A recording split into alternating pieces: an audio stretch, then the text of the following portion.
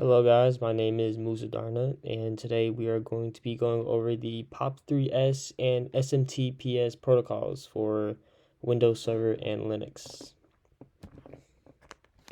So starting off with the POP3S protocol, it's a secure version of the POP3 protocol, which stands for the Post Office Protocol.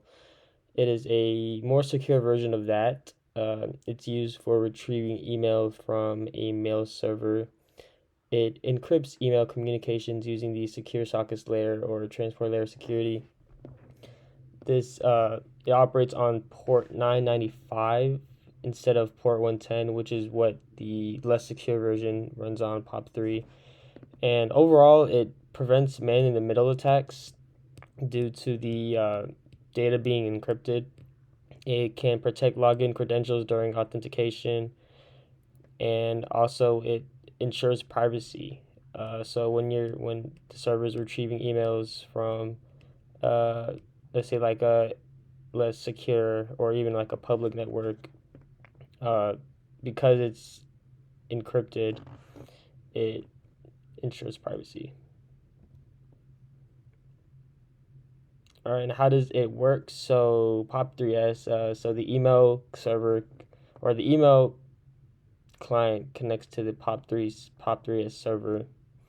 They establish a secure session using transport layer security or secure sockets layer.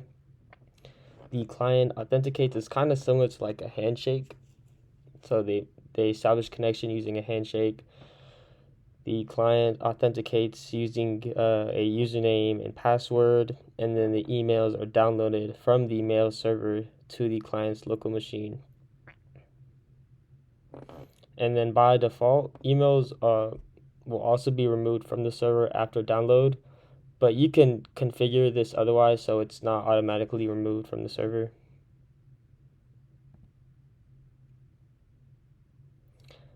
Alright, moving on to Dovecot. So Dovecot is an open source IMAP and POP3 server for Linux operating systems. IMAP is another mail protocol. It's known for its high performance and flexibility. It enables clients to retrieve mail, so it can be used with the POP3 or POP3S protocol, or if you want to use IMAP, you can use IMAP as well. So it manages the connection, authentication, and data retrieval for emails. And obviously, it can handle secure communication by enabling secure sockets layer or transport layer security. So if you want to encrypt your emails, add another layer of security, then you can do that as well. It's available.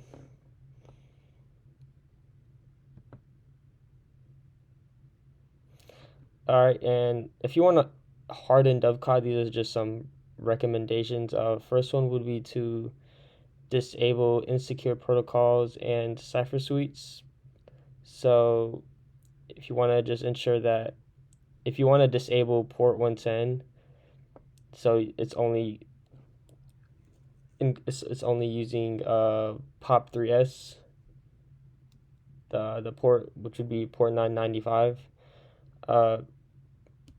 Do that so you're ensuring that the communications are encrypted. You can also limit connections to only be accepted from trusted IP addresses or networks. And you can also implement fail to ban, which is it protects against brute force attacks. So if you want to limit the number of failed login attempts, that's a good way to ensure that an attacker can't use like a brute force attack to break into the server.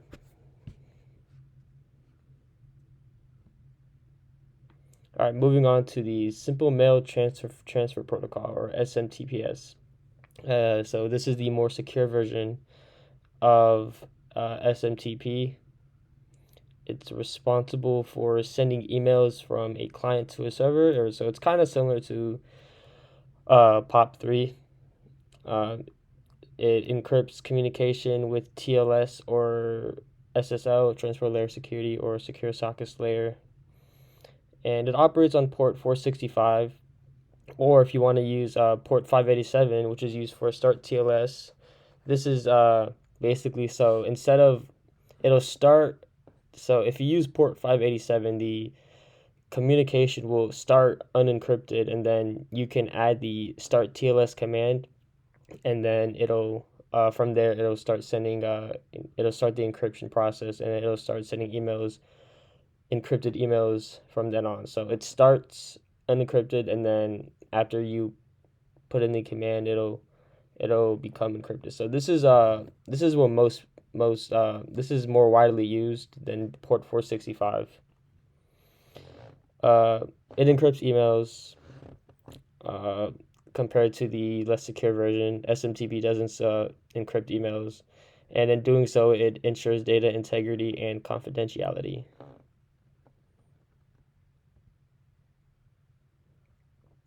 So if you want to utilize SMTPS on Windows, you can configure it using the Internet Information Services, or IIS. But you have to install it. So you have to install SMTP from the server manager. So if and you can do that. You can go to the service manager. You can and you have to manually enable it. So you have to go to add roles and features, and find SMTP from there and add the role, so you can enable SMTP. And you also have to enable the SSL TLS encryption if you want to utilize the encrypted version, aka SMTPS. So you could do that by going to SMTP server properties. Once you go there, go to delivery, click on the advanced button, and you can set the port. See the 465, which is it's always going to be encrypted, or 587, which starts unencrypted, which is the port if you want to start unencrypted, and then utilize start TLS, and then it'll encrypt the communication from there.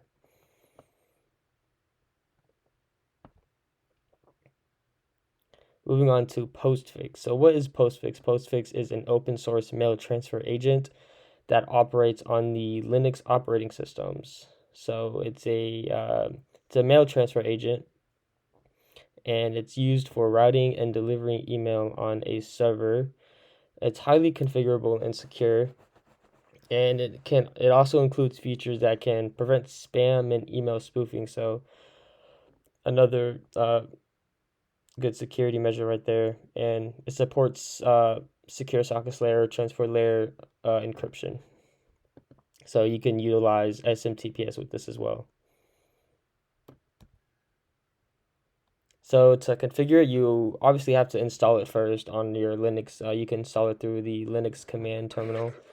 It's going to ask you to enter the domain, the name of your domain, the list of domains that will be accepted to receive mail from, and the server that the outgoing mail will be sent to. And you also, if you want to utilize encryption with this, you have to configure it as well. So you have to configure TLS.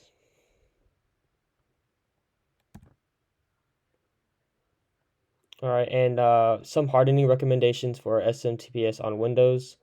Uh, you should use the latest version of TLS, which would be 1.2 or 1.3 when you're configuring on Windows. Uh, enable SMTP authentication, and ensure only trusted IP addresses can send mail. So this is good. So you can configure only certain IP addresses to send mail, so you can prevent an open relay. So an attacker can't use your server to potentially use it for denial of service attack. So only trusted IP addresses can send mail. So that's a good security measure against that.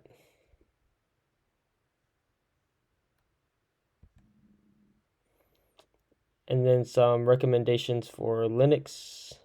It's kind of similar to when on Windows, so you can restrict relay access. So only certain IP addresses will be able to send or relay mail. You can enable SPF, DKIM, and DMARC. And what this is so SPF, stands for the Sender Policy Framework, and it helps prevent spammers from sending messages with forged sender addresses. And it works by checking the sending mail server's IP address. So whatever mail the server is coming from, that IP address checks that IP address against the list of authorized servers that are configured to be able to send mail. DKIM, that is the domain keys identified mail. It just adds a digital signature to the email header, so it verifies the sender's domain and ensures integrity, so that the email content hasn't been changed or tampered with during transit.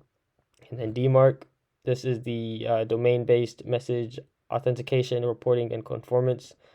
So it kind of builds on these two, and it just adds a policy layer that tells receiving mail servers what to do if an email fails SPF or DKIM. And it can also provide a reporting capability. So it can give owners of the domains to receive feedback about any authentication failures or any sorts of things like that, which can help improve email security.